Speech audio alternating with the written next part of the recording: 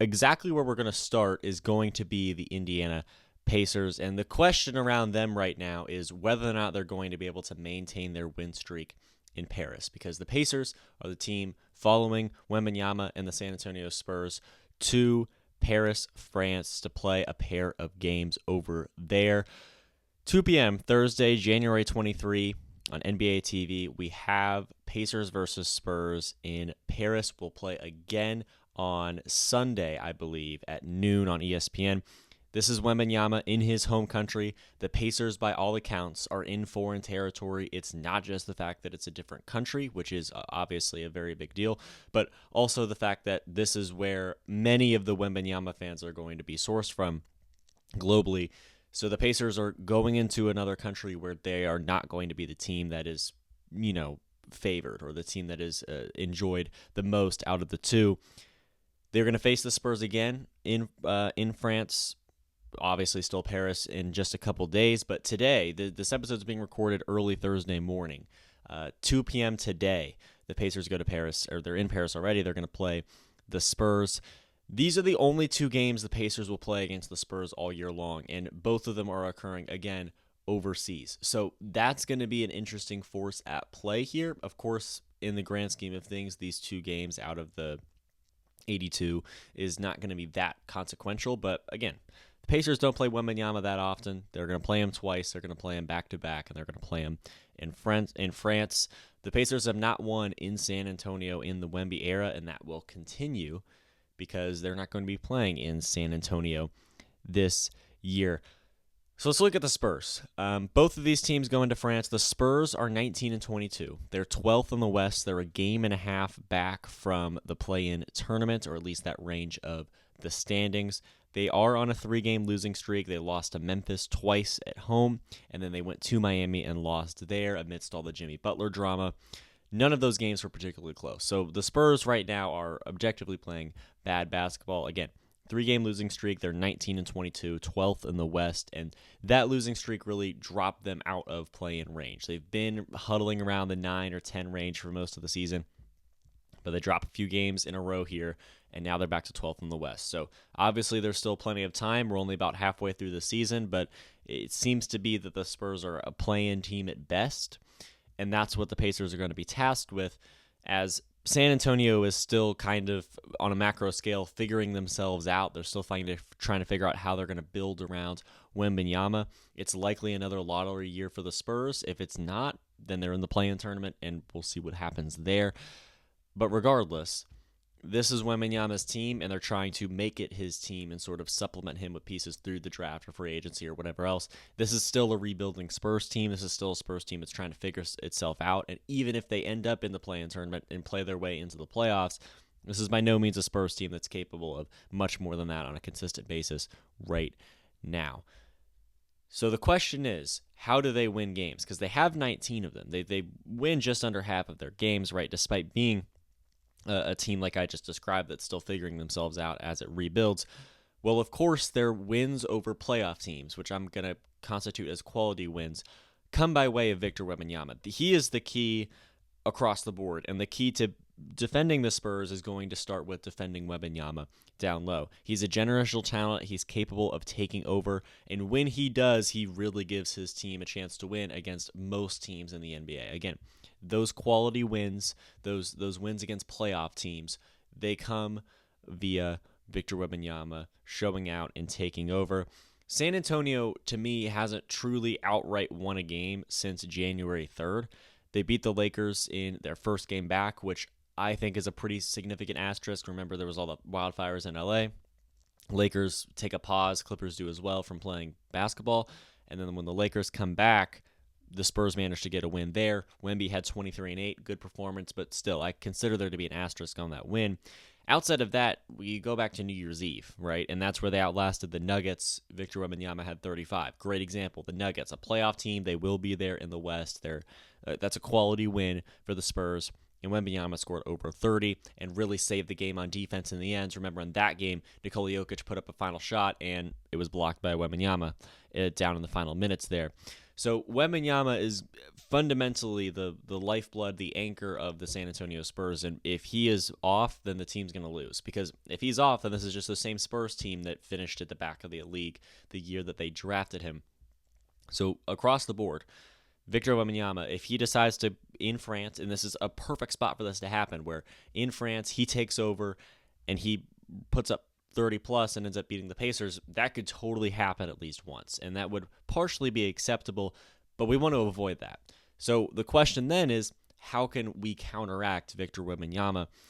Last year, these two teams played, it was in Gainbridge Fieldhouse, and the Pacers put up 152 points. Now, that was a long, long time ago, okay? That was before the Pascal Siakam transaction. Buddy Hield and Bruce Brown both played in that game, right? Those are names that really ring some bells from a long time ago. This was a long time ago, and this is the last time the Pacers beat the Spurs. So this was November of 2023, right? Long, long time ago, and that speaks, A, to how the Pacers have struggled against Wembanyama and defending him most of the time, and also just how long it's been since these two teams have played. Last time the Pacers put up 152. Wembanyama is unlike any player this team has faced so far, and any team or any player this team will play ever. Wembanyama there's no comparison, right? He's nearly an alien. No one plays like him. No one looks like him. No one's built like him. No one is Victor Wembanyama in the way that he is himself. So you have to hold your ground on defense. Now, that's going to be difficult because fundamentally the Pacers don't really have a big that they just throw down low and keep down low. The only example I could think of would be Thomas Bryant, and I don't think that he's necessarily going to be the guy that is going to be able to stand his ground in the best ways against Wembanyama.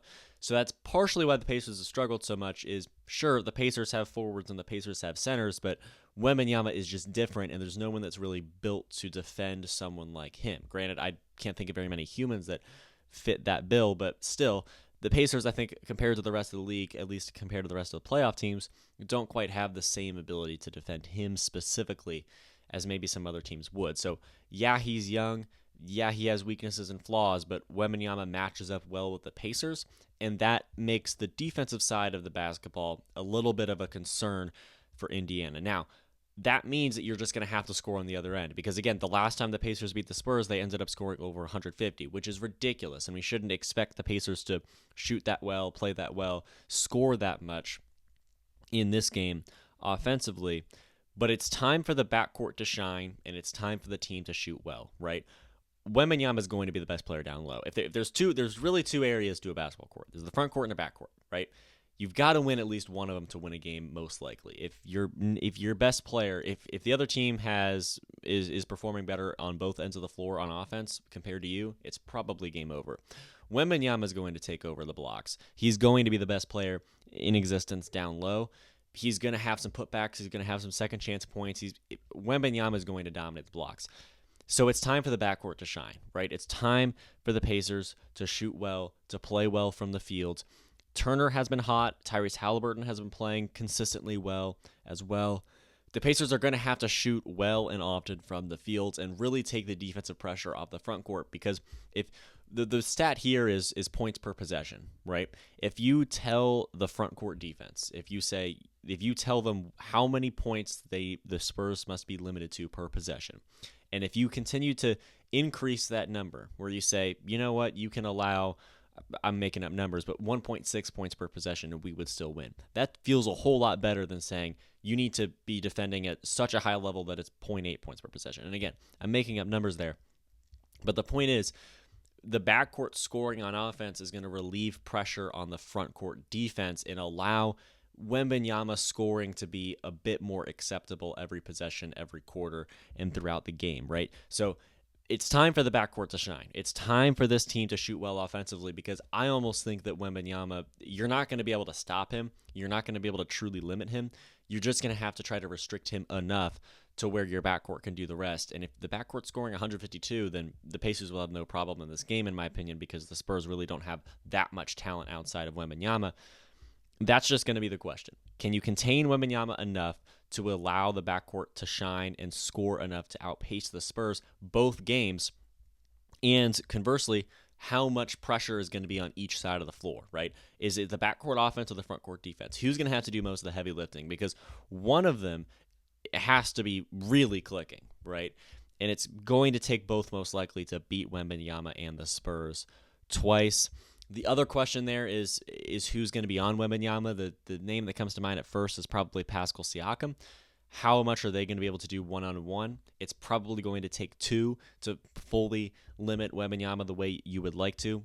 But again, it's time for the backcourt to shine, it's time for the team to shoot well, and it's time for the frontcourt defense to really hone in on one player in a way that they haven't necessarily had to this level at all throughout this season. So score in the backcourt, run up the score as much as you can, and contain Wembanyama, and the combination of those two, if they balance, then the Pacers will win twice. If they don't, if the backcourt's not scoring enough, or if Wembanyama is ravaging the frontcourt a bit too much, that's where things start to tip in favor of the Spurs, and that's where you end up taking losses in Paris. I think that losing once is totally okay. 100%. The Pacers are better than the Spurs. That's just a true fact. Look at the standings, look at their records, look at recent play as well. The Pacers are 8-1 in 2025. The Pacers are playing like a better team than the San Antonio Spurs right now. I think they should not be swept by the Spurs. However, in France, in Paris, it's Victor Wembanyama, it's overseas. First of all, it's overseas at all, but then it's overseas against a generational talent young player playing in his home country. It will be difficult. And especially considering the fact that the Spurs match up pretty well with the Pacers, it's acceptable if the Pacers drop one of these games. I'm totally okay with that. Let's see the Pacers go 1-1 or 2-0 this weekend, and that would make me feel great about the Pacers moving forward. They're fifth in the East. They're one game behind Milwaukee and a game and a half ahead of Atlanta. So they're squarely right there, about a game and a half in fifth. Looking to push up to fourth, looking not to fall back to sixth. So there's an easy stretch of the schedule coming up. We got the Spurs twice, but then there's the Pistons and the Hawks and the Jazz. So there's a lot of opportunities for the Pacers to pick up some wins and a lot of opportunities simultaneously for the Bucks to pick up some losses. What we're looking forward to is the question of whether or not the Pacers can surpass and stay ahead of Milwaukee, because they've surpassed Milwaukee multiple times this season. They have 2 losses to the Bucks. Let's see if the Pacers can fully surpass Milwaukee and move forward on their climb to reach the Knicks at the 3 seed. But first, the Pacers are going to Paris. They're going to play San Antonio. Wembanyama may be uncontainable, but if you can contain him, automatically increases your chances of winning dramatically.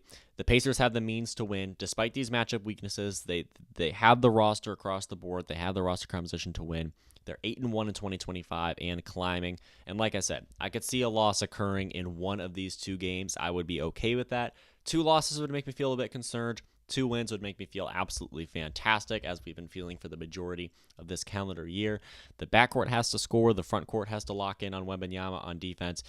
And the Pacers are going to do their best to win these games in Paris. But we get some national TV games, right? We get some games in the middle of the day this week and weekend. Very excited to watch them play out. We will recap both of these games next Monday. We'll have plenty to talk about each of them. Can't wait to watch it all play out. Go Pacers, and we will see how it goes.